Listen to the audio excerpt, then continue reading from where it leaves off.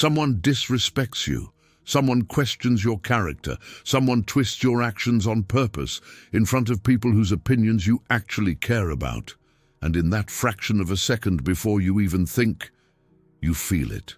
That hot, urgent pull in your chest, the need to correct them, the need to lay out the facts, the need to defend your honor and make them see the truth. And right there, in that exact micro moment, you have already lost. You have already handed them the win. You have already bowed without realizing your knee bent. Because Machiavelli understood a cold, fundamental law of human psychology that almost no one teaches you. The moment you begin to defend yourself, you have subconsciously crowned the other person as your judge. You have stepped down from your own throne and asked, with your whole nervous system, please see me correctly. You have traded your sovereignty for the desperate hope of their approval. And the worst part, they felt it. They always feel it. Today, we deconstruct the ultimate framework of psychological power, the framework the composed always knew, and the reactive will never learn, the law of the untouchable. By the end of this analysis, you will understand exactly why you must never react, never explain, and never defend yourself again.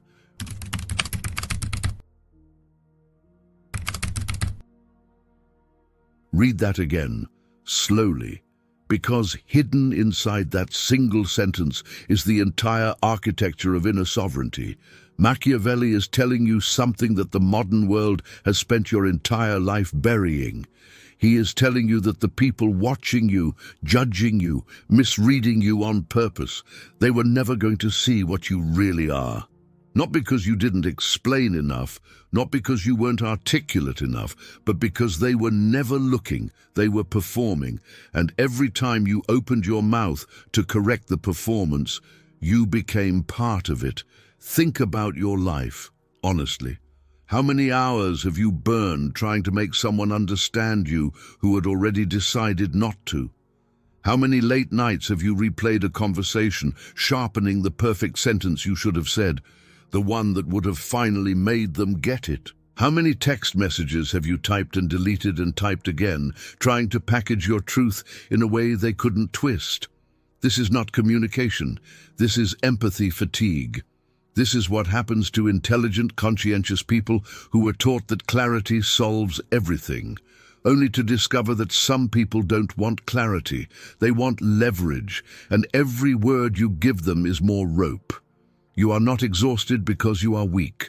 You are exhausted because you have been pouring an ocean of strategic energy into a sieve. The system you grew up inside trained you to believe that being the bigger person meant explaining yourself with grace, defending yourself with logic, and resolving conflict with patience.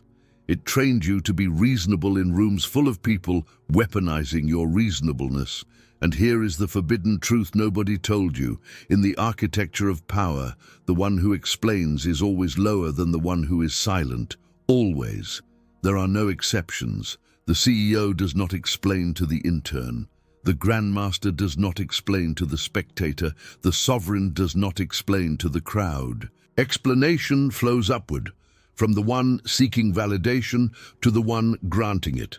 So every time you explained yourself to someone who was attacking you, you were not defending your honor. You were applying for it.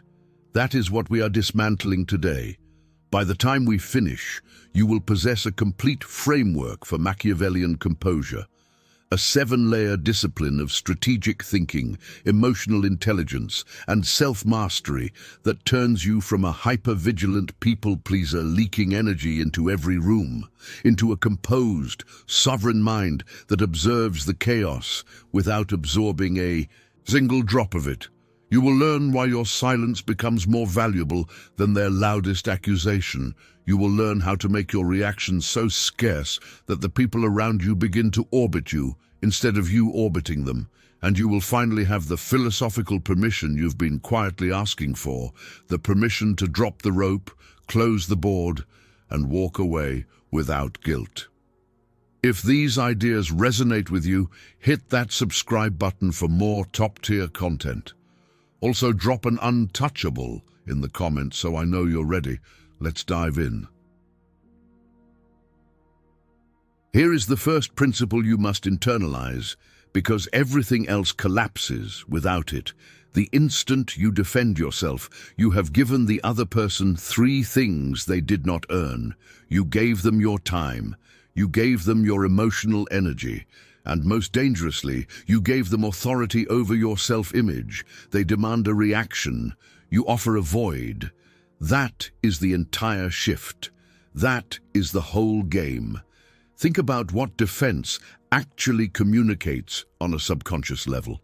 When you rush to explain, the limbic system of every observer reads one signal, and one signal only: this person is afraid of being misunderstood. And fear, even intelligent fear, even noble fear, is always interpreted as low status. This is not opinion. This is observable across every social hierarchy that has ever existed. The composed do not flinch. The sovereign do not flinch. The ones who flinch are the ones who still believe their worth is being decided by the room. Machiavellian philosophy is brutally clear on this. Power is not something you argue for. It is something you embody so completely that arguing becomes beneath you. Now apply this to your own life. That co-worker who reframes your competence as arrogance, that family member who twists your boundary into cruelty, that friend who reinterprets your honesty as attack. Every time you've tried to clarify, you have walked into their courtroom, sat in their defendant's chair, and asked the jury they assembled to please find you innocent. And the verdict was already written before you spoke. This is the trap of the high empathy mind. You assume that if you just explain it one more time, with one more angle, with one more piece of evidence, the truth will land. It will not, because the people who weaponize your explanations were never confused. They were positioning, and your defense was the foothold they needed. The strategic thinker recognizes this and does something the reactive mind finds almost impossible. They stop. Mid-sentence, mid-thought, mid-impulse, they stop.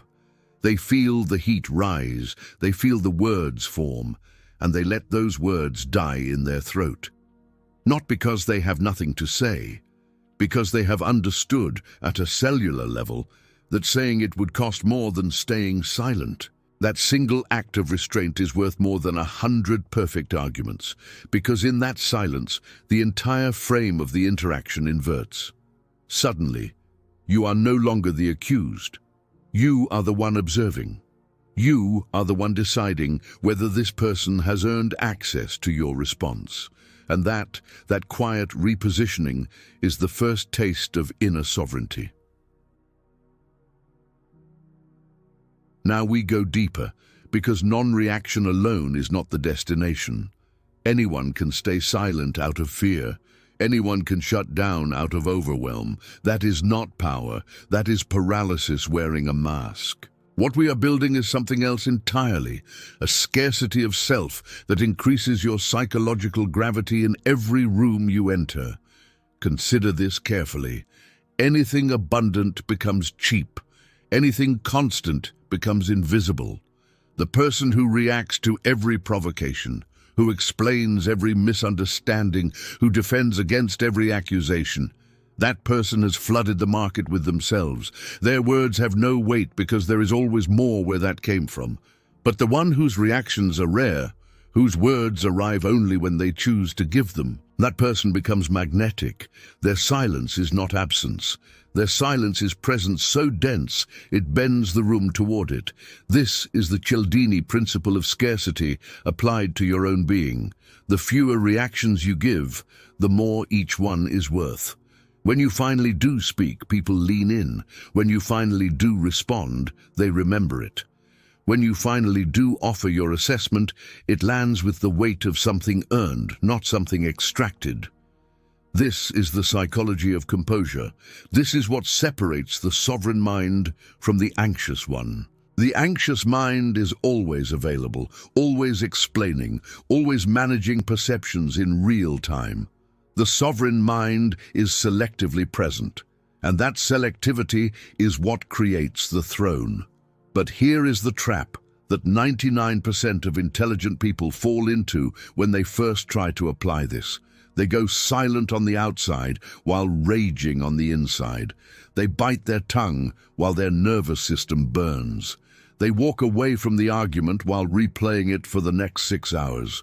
That is not Machiavellian self-mastery. That is suppression with extra steps. And suppression always leaks. It leaks through your tone the next time you speak. It leaks through your body language. It leaks through the slightly too sharp joke you make a week later. The people you're trying to appear untouchable to will feel the leak, and the spell will break. Real composure is not the absence of reaction. It is the absence of need to react. There is a profound difference. One is a dam straining against the flood. The other is a riverbed so wide the flood becomes a stream. To get there, you must understand that their provocation is information about them, not a verdict on you. When someone twists your words, that is data about their character. When someone disrespects you, that is data about their internal state. When someone tries to bait you into a defense, that is data about what they need from this interaction. None of it is about you. The moment you truly absorb that, not as a slogan but as a felt reality, the urge to defend dissolves on its own. You are no longer biting your tongue. There is simply nothing to bite. Now we touch the Jungian layer, because Machiavellian strategy without shadow integration is just performance. And performance always cracks.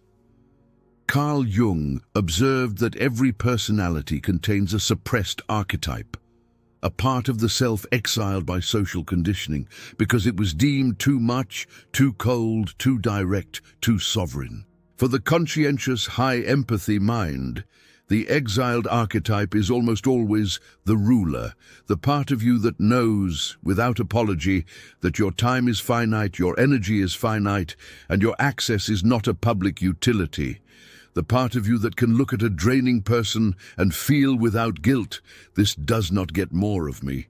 That part of you has been buried under decades of be-nice conditioning, and every time you defended yourself to someone who didn't deserve a defense, you were unconsciously trying to be a good subject in a kingdom where you were always meant to be the monarch.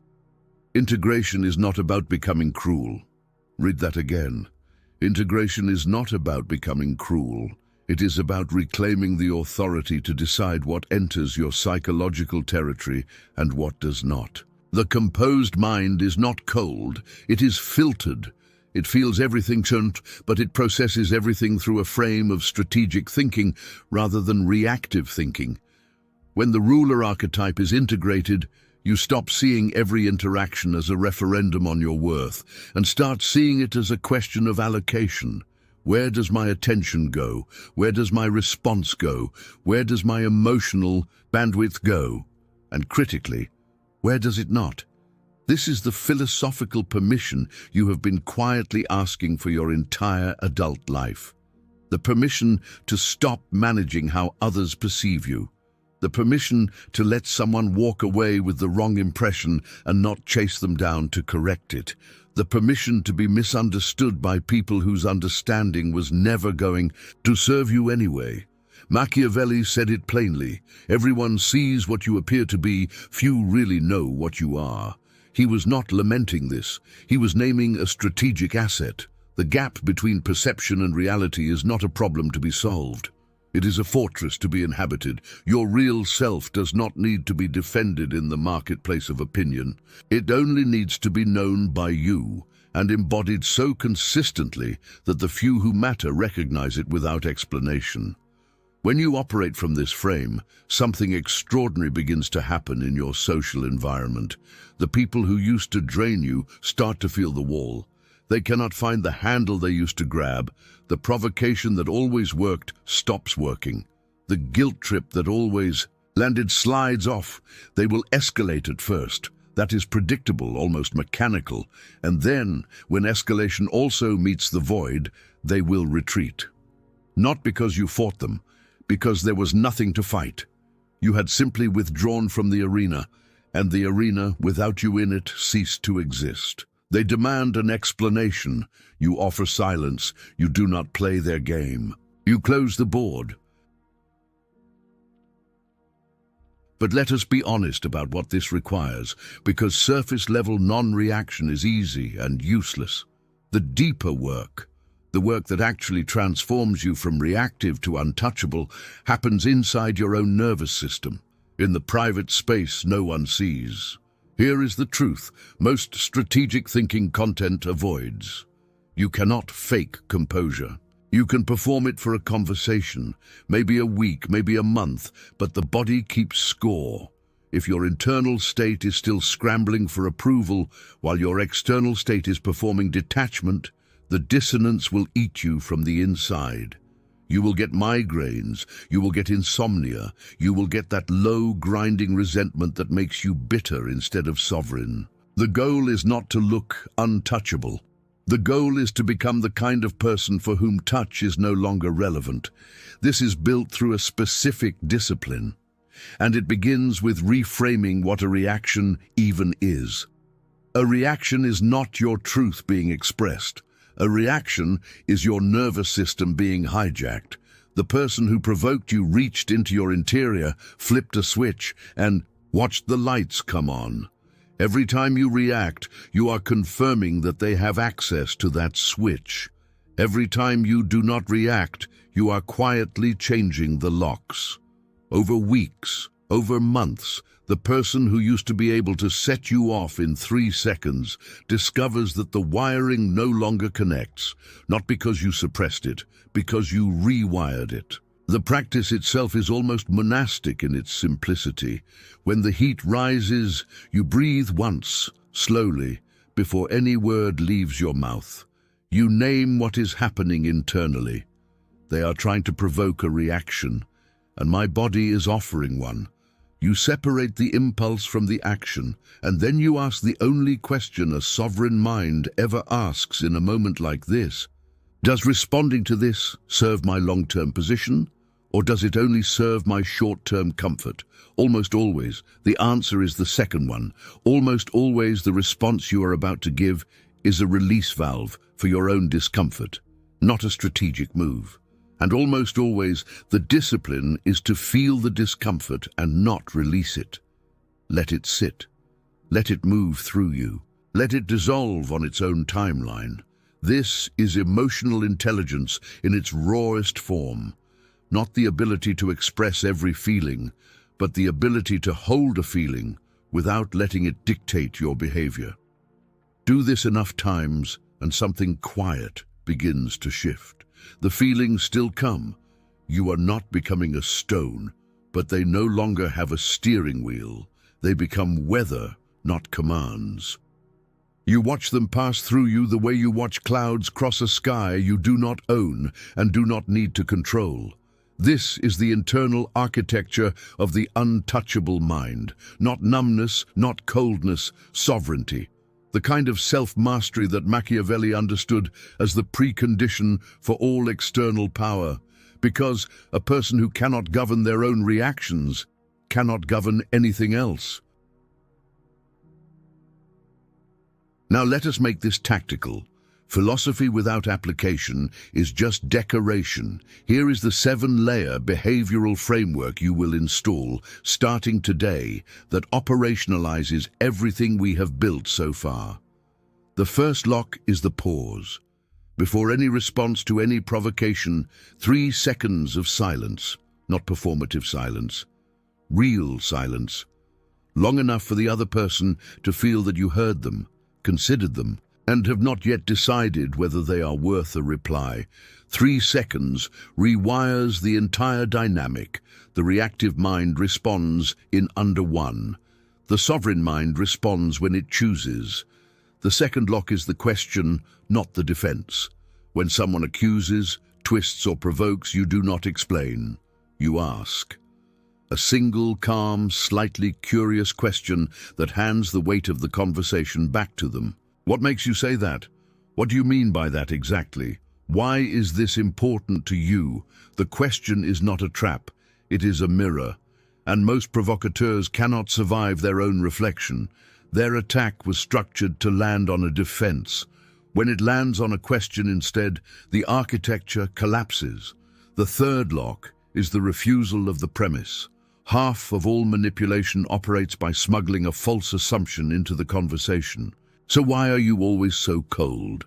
So when did you decide you were better than us? So why do you think your time is more important than mine? The reactive mind defends against the framing. The sovereign mind refuses the framing. I do not accept the premise of that question. That is not an accurate description of what is happening. We are not having that conversation. 3 sentences, each one a gate quietly closing. The fourth lock is the asymmetry of investment. You will never again put more energy into resolving a conflict than the other person is putting into creating it. If they bring a paragraph, you bring a sentence. If they bring a sentence, you bring a word. If they bring a word, you bring a look. This is not pettiness. This is conservation of strategic resources. Your composure is a finite reservoir. You do not pour it into people who are setting it on fire. The fifth lock is the refusal to chase. When someone walks away mid-conflict, when someone gives you the silent treatment, when someone threatens to withdraw, you do not pursue. You let the silence do its work. The one who chases concedes. The one who waits accumulates. This single discipline will reorganize every important relationship in your life within 90 days, often faster. The sixth lock is the long horizon. Every reaction is evaluated not by how it feels in the next 10 seconds, but by how it positions you in the next 10 months. The cutting remark that would feel so good right now will be remembered by them long after the satisfaction fades from you. The dignified silence that feels so unsatisfying right now will compound into a reputation that opens doors you cannot yet see. Strategic thinking is, at its core, the willingness to trade short-term emotional release for long-term positional power. The sovereign mind makes this trade automatically. The reactive mind never makes it at all. The seventh and final lock is the internal vow, and this one matters more than the other 6 combined. You make a private, unwitnessed commitment to yourself that your inner state is no longer for sale, not for the price of being understood, not for the price of being liked, not for the price of winning a single argument with a person who will not remember it next week. Your composure becomes non-negotiable, the way a sovereign's territory is non-negotiable. People may visit, people may petition, but no one crosses the border without your permission. And from that vow forward, every provocation you encounter becomes something almost useful, a test that strengthens the very discipline it was meant to break. Their attempts to provoke you literally become the source of your strength. When you live inside these 7 locks, your entire psychological architecture changes. You stop leaking energy into rooms that were never going to refill you. You stop auditioning for the approval of people who were never going to grant it. You stop trying to be understood by those who profit from misunderstanding you, and in the space that opens up, the enormous quiet space that used to be filled with explanations and defenses and replays of conversations that never had to happen, you discover something you had almost forgotten existed. Yourself, whole, composed, untouchable. The Machiavellian philosophy of inner sovereignty is not about becoming someone new. It is about returning to the person you were before the world taught you to apologize for occupying space. Take a breath. Feel where you are right now compared to where you were when this began. The hyper-vigilant version of you, the one who tracked every facial expression in every room, the one who rehearsed defenses at 3 in the morning, the one who treated every misunderstanding like an emergency. That version is not your enemy. That version was a survival strategy that worked once and stopped working long ago. You do not need to fight it. You only need to outgrow it. And the 7 locks, live daily, are how you outgrow it. Not in a weekend, not through a single insight, through 1,000 small moments where you choose the pause over the reaction, the question over the defense, the long horizon over the short release. Each choice is small. The compound effect is the architecture of an untouchable life. So commit right now to the discipline of stillness. Commit to the scarcity of your reactions. Commit to the sovereignty of your inner state. Commit to the framework, the pause, the question, the refusal of the premise, the asymmetry of investment, the refusal to chase, the long horizon, and the internal vow. Live these, and within months, the people in your life will not be able to articulate what changed about you, only that something has. They will feel the wall and not know it is a wall. They will feel the gravity and not know it is gravity. They will sense on some level beneath language that you are no longer playing the game they were trained to win, and that the game itself has lost its purchase on you. That is the law of the untouchable. Never react, never explain, never defend. Drop a single word in the comments to seal this in. Write sovereign, and let it be the marker you return to whenever the old reactivity tries to climb back into your throat. If this resonated, if something in you sat up straighter while you watched, then you already know where you belong. This is the only space dedicated to the cold philosophy of inner sovereignty, the integration of Machiavellian strategy and Jungian shadow work, applied to the modern war for your attention and your energy. Subscribe, because what comes next will sharpen you in ways the algorithm will never recommend on its own. And whatever you do, don't stop now. The on-screen video matters more than you think. Trust me, you don't want to miss it. I'll see you there. See what others miss. Know what others fear. Become who others can't.